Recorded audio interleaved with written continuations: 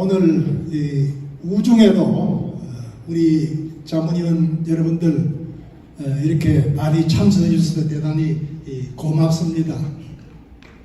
사실은 그 민주평통 대구 지역회의가 그동안에 여러 행사를 계획했으나 아시다시피 이 코로나19 사태로 인해서 이렇게 연기가 되고 때로는 중단이 되고 이러한 실정입니다.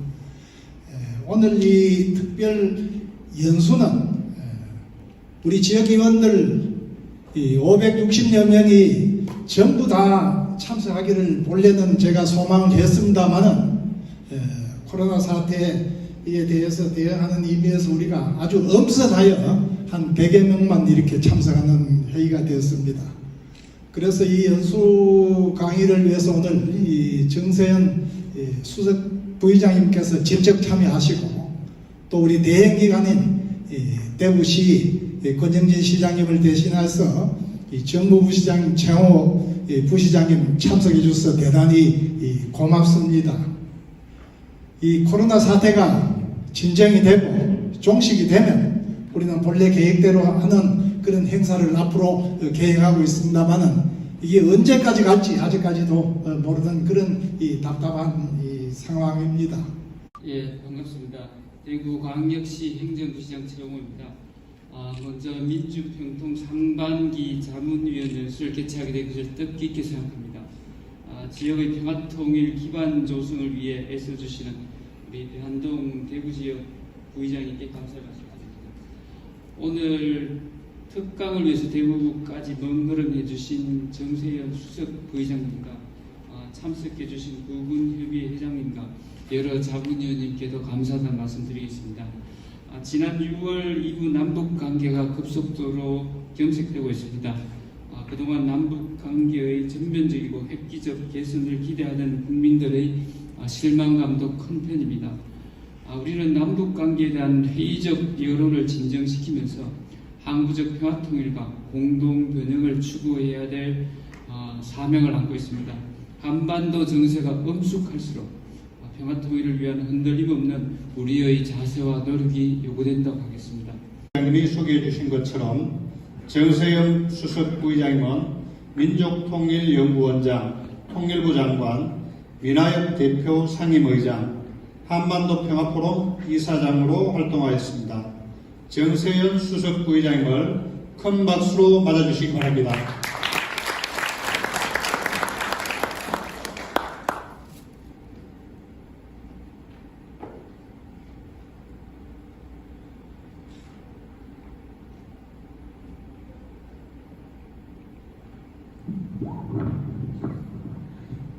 예, 여러분 반갑습니다. 이 사진이 제가 제일 싫어하는 사진입니다. 원광대학교 총장실에서 찍은 사진입니다. 근데 사진사가 바로 스냅식으로 찍은 사진을 어딘가 올려놓은 모양이에요. 돌아다니는데 제가 저렇게 잘 안 웃어요. 오직 표정이 그런 표정으로 살고 있으면 제가 북한 대표인 줄 알았다는 사람이 많겠습니다. 오히려 회담 보고 나면은 북한 대표단은 싱글싱글 웃고 저는 항상 그 심각한 표정으로 있기 때문에 북한 대표가 제가 북한 대표인 줄 알았다는 사람이 많을 정도로 오해를 많이 받았습니다. 근데 이제 여기 경력 소개가 조금 희명이 됐는데 통일장관을 제가 2번을 하긴 했습니다만 제가 77년에 통일을 들어갔습니다.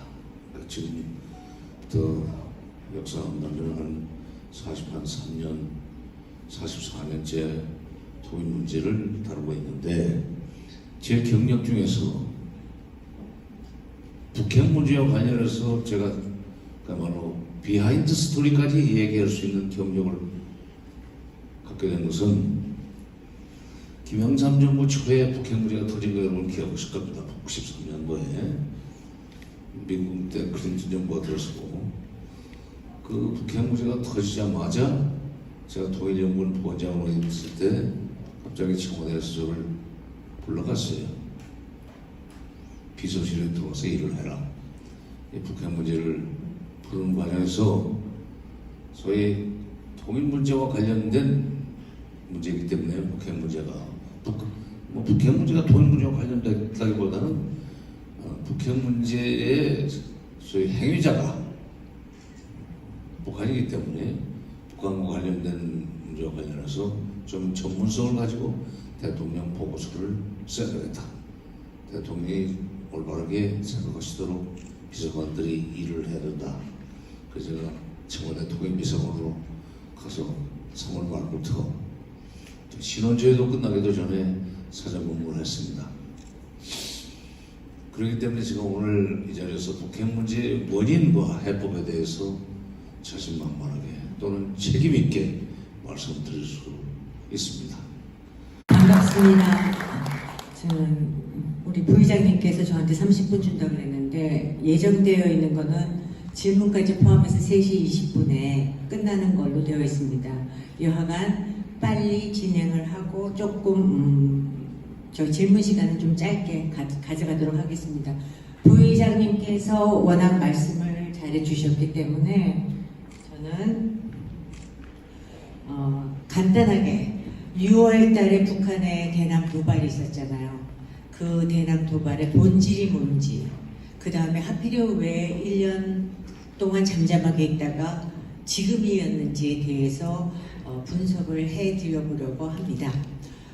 북한의 현대사는 김일성 시대였다라고 말하고 있고요. 김정은이 2012년 2월에 체제가 시작이 됩니다. 그리고 아까 부의장님께서도 말씀하셨지만 2018년에 4.17 판문점 선언과 불구 군사 분야 합의서는 굉장히 의미 있는 남북 간의 공동 선언이었고요. 그리고 북핵 역사의 원인과 해법에 대해서 말씀을 해주셨는데 1차와 2차는 김정일 시대 때 이루어졌고 3차부터 6차까지는 김정은 시대에 실험이 이루어졌습니다. 북핵 실험이 이루어진 원인에 대해서 말씀을 해주셨는데 2013년 미국의 국가정보국 국장 제임스 클래프라는 사람이 말하기를 북한이 재래식 군사력 결핍 때문에 북핵을 개발한다. 그래서 미국도 2013년에 3차 핵실험이 이루어졌을 당시 북한이 핵을 개발하는 것이 다른 나라를 공격하려고 그 다음에 선제 타격하려는 게 아니라 자기네들의 억제와 방어 차원에서 북핵을 개발하고 있다는 것을 미국도 알고 있었습니다.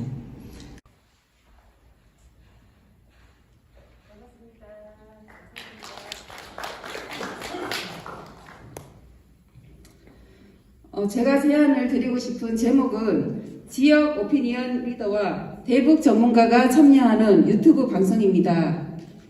제안 사유로는 코로나19 사태에서 남북 관계에 대해 국민의 공감대를 형성시킬 방법이 제한적입니다. 따라서 유튜브 방송을 지역 특성에 맞게 제작하는 방법을 제안하게 되었습니다. 정부와 정부 산하기관이 제작하는 유튜브 방송은 패스하는 경향이 있습니다. 시청자들이 정부의 정책 홍보로 보기 때문입니다. 따라서 지역적으로 유튜브 방송을 기획하되 자연스럽게 다가갈 수 있는 지역의 오피니언 리더가 담당하면 좋겠습니다. 물론 남북관계 전문가의 도움이 필요하겠지만 지역적 분위기에 남북관계가 적절하게 스며들도록 방송을 하는 기교를 사용하면 좋겠습니다. 더하여 지역의 민주평통 자문위원님들이 제작된 동영상을 퍼뜨리는데 역할을 충실히 해주셨으면 합니다. 네, 여기까지입니다. 감사합니다. 네, 김성규 자문위원님의 발표 잘 들었습니다. 다음은 쫙 째려보고 박주영 행정실장이 살살 웃어가지고 어쩔 수 없이 나왔습니다. 한 가지 말씀을 드리겠습니다.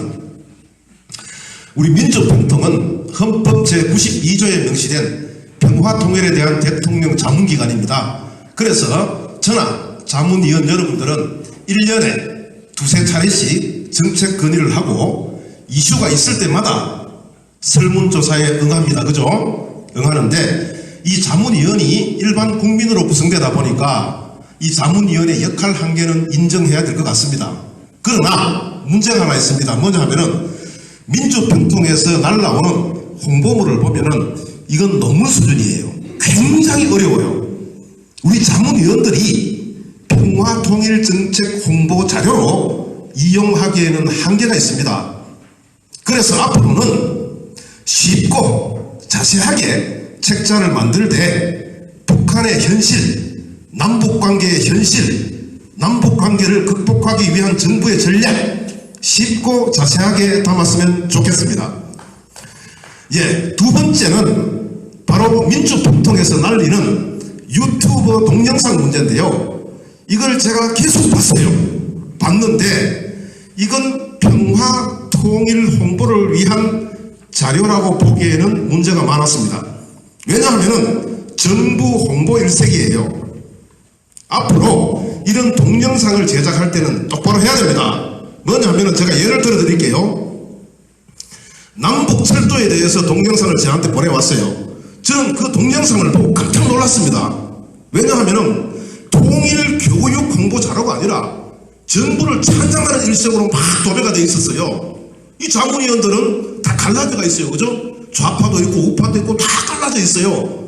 그래서 현실을 현실 있는 그대로 전달해야 돼요. 여러분 아시지 않습니까? 예, 남북철도는 민주평통은 우자라는 게 없습니다. 그 말이 아니에요. 민주평통은 그런 게 없기 때문에 정확하게 정보를 전달해야 됩니다. 알다시피 뭐냐 하면은 강릉과 제진을 잇는 남북철도는 불가능해요. 할 수가 없어요. 왜 그런지 아십니까? UN 결의안 2375가 북한으로 기계, 전자, 운송장비의 반입을 막고 있어요. 못해요. 그런 게 안 들어있어요. 앞으로 동영상을 제작할 때는 한계와 문제점, 극복 방안을 분명하게 뭡니까? 제시를 해야 됩니다. 그리고 지역 내 행사 문제인데 이게 국민과 함께하기 위해서 다시 말해서 민주평통의 의무는 민의를 반영해서 대통령에게 평화통일정책 자문을 하는 겁니다. 민의를 모을 기회가 있어야 돼요. 그리고 평화통일정책을 어떻게 합니까? 터뜨릴 장소가 있어야 돼요. 그러면 뭐가 필요하냐? 대구시 차원, 구 차원, 지역 차원에서 강연회와 토론회가 많아야 돼요. 그런데 사실상 강연회하고 토론회가 굉장히 제한적입니다. 그래서 우리 민주평통에서 공모사업이든 그렇지 않으면 일반적인 지원이든 재정적 지원을 많이 해서 강연회나 토론회를 많이 개최함으로써 민의를 수렴해서 설문에 응하고 민의를 수렴해서 정책 건의를 할 수 있는 그러한 장이 많이 마련되면 좋겠습니다. 그리고 계속해서 한 말씀 더 드리자면은 강연회와 토론회를 할 때 우리 자문위원들만의 리그예요. 민주평통이 뭡니까? 민의를 수렴해서 대통령 자문에 응하는 기관 아닙니까? 평화통일정책을 전달하는 기관 아닙니까? 그죠? 그렇다면은 그럴 기회가 많아야 돼요. 근데 자문위원들끼리 행사 아무리 해봐야 안 돼요. 그래서 대구시 차원에서 구 차원에서 행사를 한다면은 그 지역에 있는 민간단체와 함께 공동 주최를 해라. 그러면은 더 많은 사람들과 함께 할 수 있고 더 많은 민의를 모을 수가 있고 더 많은 정책을 홍보할 수가 있습니다. 지역에 가면 단체 많지 않습니까? 시민단체, 직능단체, 동창회, 친목회, 조기축구회, 조기족구회 많지 않습니까? 이 가면 어떤 사람들이 갑니다. 아니 민주평통이 어떤 존재인데 동창회하고 같이 뭐 행사를 하느냐? 그렇지 않습니다. 민주평통의 본연의 업무가 바로 민의의 수렴이고 통일정책의 홍보입니다. 꼰대처럼 가후를 잡을 게 아니라 자기 자신의 임무를 위해서 지역에 있는 다양한 단체들과 공동으로 행사를 주최하면은 민주평통 본연의 목적을 달성하는 데 상당히 유리할 것이다. 저는 그렇게 생각하고 건의안을 올렸습니다. 감사합니다. 네, 이재용 자문위원님 발표 잘 들었습니다. 다음은 이 문제는 패스할래요. 패스하면 제가 나중에 이 티켓 하나를 어떻게 할 수가 없어서 그냥 가는 걸로 하겠습니다. 네. 네, 딩동댕 맞습니다. 다음에는 미리 정답 말씀하시면 안 됩니다. 입 꼭 다물고 이제 손만 번쩍 드시는 걸로 약속 지켜주세요. 12번 나가겠습니다. 2015년 11월에 준공된 고층 아파트촌으로 대동강 기슭에 세워진 다양한 형태의 아파트 때문에 평양의 맨하튼이라고 불리며 김책공대 교육자 살림집이 있는 거리는 무엇일까요?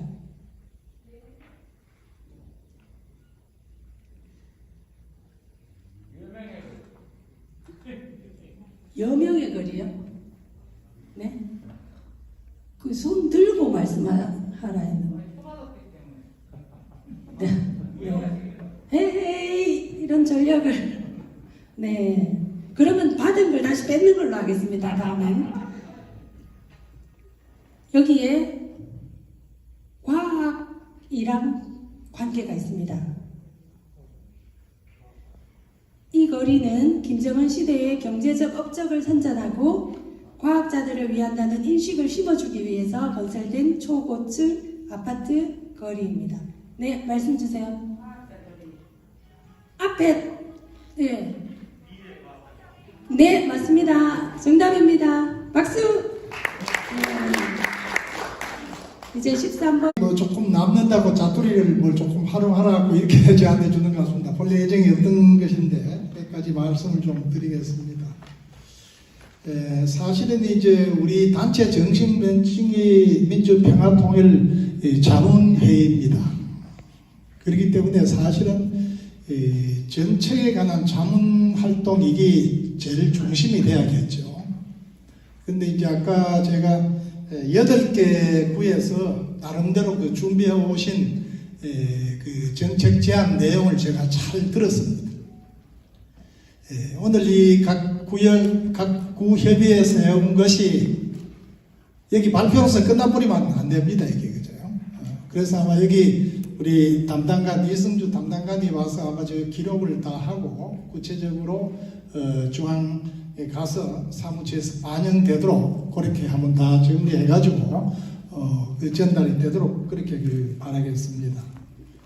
그런데 거기 대체적으로 건설적인 제안을 많이 했습니다. 남구에 그 평화동산 만들자는 이 박병춘 우리 상임위원님께서 발표 이게 굉장히 이 시대 정시대도 맞고 상당히 그 좋은 제안 같아요. 문제는 이제 이런 제안들이 이걸 하려면 또 예산적인 그게 따라야 됩니다. 그죠?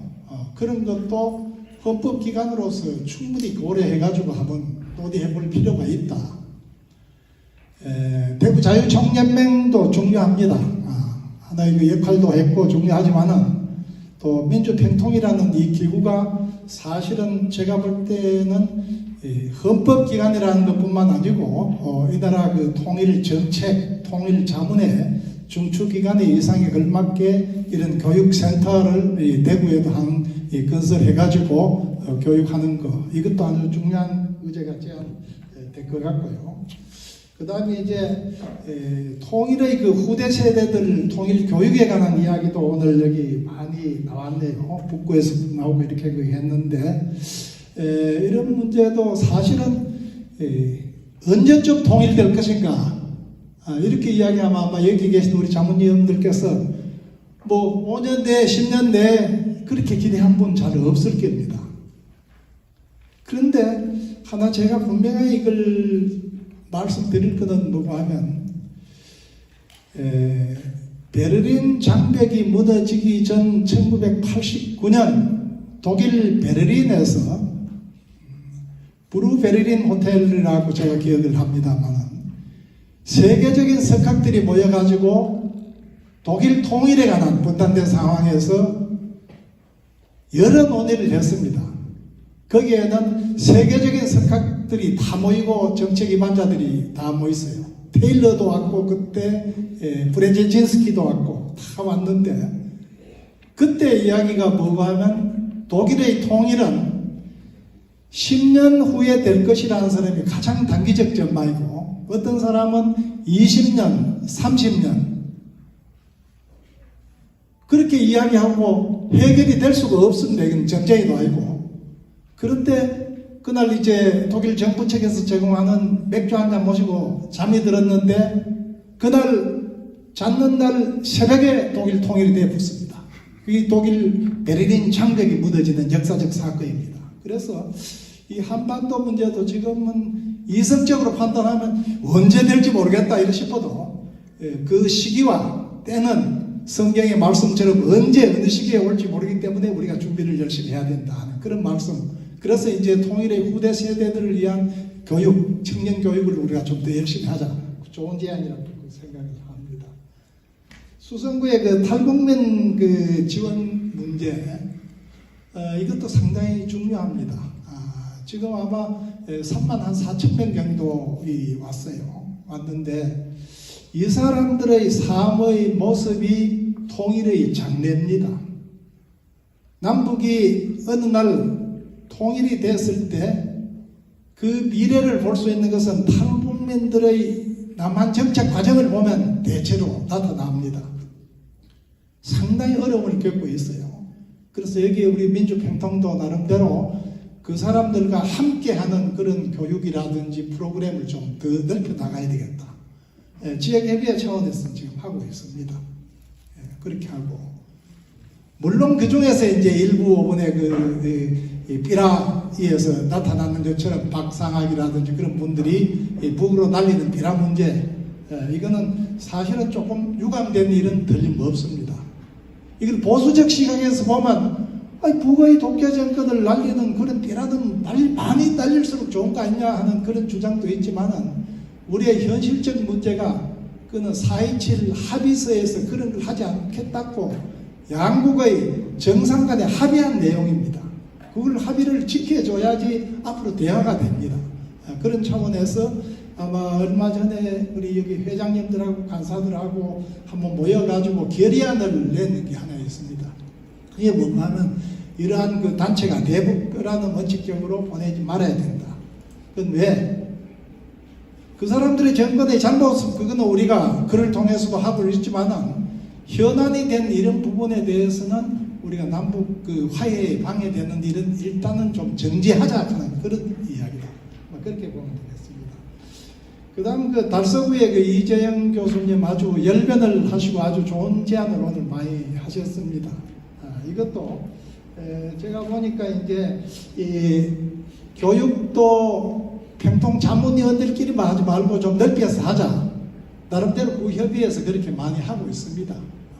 협의회 우리 민주평통 자문위원들 대상보다는 그 소위 찾아가는 통일교육 해가지고 각 지역별로 지금 하고 있는데 그걸 각 그 지역협의회에서도 좀 더 활성화했으면 좋겠다는 그런 생각을 가지고 또 동영상 문제에 관한 아까 그 조금 불만을 좀 노골적으로 표시를 하셨습니다. 근데 이거는 저도 봤습니다만은 이게 이제 우리 이승주 그 담당관도 그런 걸 좀 건의를 잘 해주세요. 이게 이제 우리 일반 시민들의 눈높이에 좀 더 낮추는 방향으로 그렇게 해야 되겠다는 저 자신도 그렇게 생각하고 나름대로 민주평통은 10개의 분과가 있습니다. 중앙에. 그 분과에서 이런 내용을 할 때는 여러 각도로 검토를 한다고 했습니다. 그게 거기에도 보면 상당한 학자들 각 분야에 있는 분들이 들어와 가지고 하고 있기 때문에 그런 그 불만에 대해서도 표출할 수도 있고 그런 요구도 할 수가 있습니다. 그거는 좀 잘 담아가기를 바랍니다. 그다음 또 달성군도 있고 자문위원 교육도 있고 그 중국 이 플랫폼 구축하는 게 이것도 사실은 지금 비대면 교육 요걸 우리 지역협의회에서도 짜고 있습니다. 그건 바로 뭐가 하면 현재 이 제한된 인원만 이렇게 참석할 수 이게 꽉 차도 안 되겠습니까? 그래서 앞으로는 유튜브를 통하든지 이 비대면 그 인터넷을 통해가 교육하는 그런 방도도 우리가 포스트 코로나 이후를 대비해 가지고 우리 해야 될 사항이다. 저는 그렇게 생각을 합니다. 여러 좋은 제안에 대해서 제가 일일이 논평이라든지 수렴을 못 해드리고 안보에 대한 역설 같은 이런 것도 아주 좋은 어떤 그 이야기 내용은 들을 만한 이야기 이런 걸 담아가도록 막 그렇게 하겠습니다. 마지막으로 한 가지 알려드리겠습니다. 우리 이제 사실은 이 운영상에 어려우면 우리 자문위원님들 오늘 참 여기 자리를 뜨지 않고 이 귀중한 시간에 이렇게 많이 남아 계시는 거 굉장히 고맙게 생각합니다. 다 생업에 바쁜 분들인데 오시가지고 이제 그런데 이걸 이제 우리가 좀 엄격하게 중앙의 그 소위 사무처 방침이 민주평통 사무처 방침이 이 자문위원님들의 출석을 굉장히 중요시 여깁니다. 그래서 불행하게도 공문으로 나왔습니다만 대구 지역 자문위원 중에 15명이 미촉 해제가 되었습니다. 해촉이 되었습니다. 그건 아마 자문위원들 여러분들 다 아시다시피 출석이 3분의 1이죠 아마. 3분의 1이 미달될 경우에는 해촉을 하는데 단 본인 소명 기회를 함 줍니다. 부득이한 사정, 예를 들면 부모상을 당했다 뭐 사정이 있을 거 아닙니까? 그 소명만 하면 구제될 수 있는 절차가 마련되어 있는데 그걸 하지 않는 분에 대해서는 오늘 어쩔 수 없이 대구의 달성군도 그렇고 수성구도 그렇고 100개 구에서 이렇게 대구 전체 토탈 한 15명이 해촉이 되었다는 그걸 갖다 좀 알려드리겠습니다. 그 다음에 이제 마침 오늘 우리 대행기관장에서 시장님은 안 나오셔도 그 새로 오신 그 부시장, 행정부시장이 오셨습니다. 아마 지역협의회도 마찬가지입니다. 구청장님 이런 행사에 참석하실 수도 있고 못 하실 수도 있지만은 우리가 이 대행기관장님하고는 좀 협조적인 관계를 잘 갖춰 주십사 하는 부탁을 드립니다. 왜 그러느냐 하면 그분들이 무슨 뭐 쥐꼬리만한 예산이지만 예산을 지원한다는 면도 있지만은 그래도 그 지역의 행정 책임자하고 우리 민주평통이 협력 관계를 잘 유지하면 우리의 위상이 좀 높아집니다. 그래서 지역의 그 구의회라든지 또 대구시의회하고 조례 제정 같은 이런 문제가 많이 있습니다. 내가 일일이 통계는 이야기 안 하겠습니다만은 예를 들면 지역협의회, 대구시 지역협의회는 대구시하고 평화통일 그 지원법에 관한 지원에 관한 조례를 통과시켰습니다. 대구시하고 그 조례 제정이 되면 시장님이 이 평화통일 이 기관에 대한 재정적인 행정적인 지원을 의무적으로 좀 해주게 되어 있습니다. 그래서 구청도 마찬가지입니다. 몇몇 구청을 제외하고는 아직까지 그 이 조례 제정이 안 됐는데 그것도 좀 열심히 해주셔야지 여러분들이 또 협조를 해주셔야지 그걸 잘 될 것 같다. 그리고 이제 구의원, 시의원님들이 조금 무관심한 그런 것도 있지만은 그 우리 회장님들이 잘 좀 설득도 하고 이렇게 해가지고 자기들한테도 도움이 될 겁니다. 이렇게 해가지고 그 의원직을 유지하도록 그렇게 좀 부탁을 드리겠습니다. 그 다음 뭐 다른 이야기는 없고 오늘 이걸로 행사가 다 마칩니다. 네. 예, 제가 이 이야기가 너무 장황이 길었습니다만은 이게 뭐 저도 일 좀 하려고 시작했는데 코로나 때문에 이게 뭐 꼼짝도 못하고 문에 있었습니다. 여러분들 오늘 귀중한 시간을 이렇게 내 가지고 오늘 또 귀중한 이야기를 하고 이것이 그 국정에 반영되는 대로 하고 9월 한 20일경에 전국 대회를 지금 한 번도 못 했습니다. 그래서 한 10,000명 규모로 벌써 2번, 3번째 계획을 했다가 그 취소가 된 상황이거든요. 그래서 올해는 우리가 아까 수석 부의장님하고도 이야기를 했습니다만 9월 달에는 한 10,000명 정도 우리 평통 자문이 한 반 정도 들어올 수 있도록 이렇게 해가지고 그 회의를 계획하고 있다는 말씀을 드리고 특별히 그 2023년 올림픽 개최 이걸 앞두고 여기에 좀 더 관심을 가지고 홍보 책자도 보시고 일반 시민들은 뭐 그런 거 2023년인데 뭘 그렇게 그 일찍 하느냐 이렇게 그 생각할지만은 그렇지 아니고 절차상 그렇게 빠른 것이 아닙니다. 남북한 올림픽 위원장하고 바흐 올림픽위원장하고는 공동 개최를 합의를 해둔 상황입니다.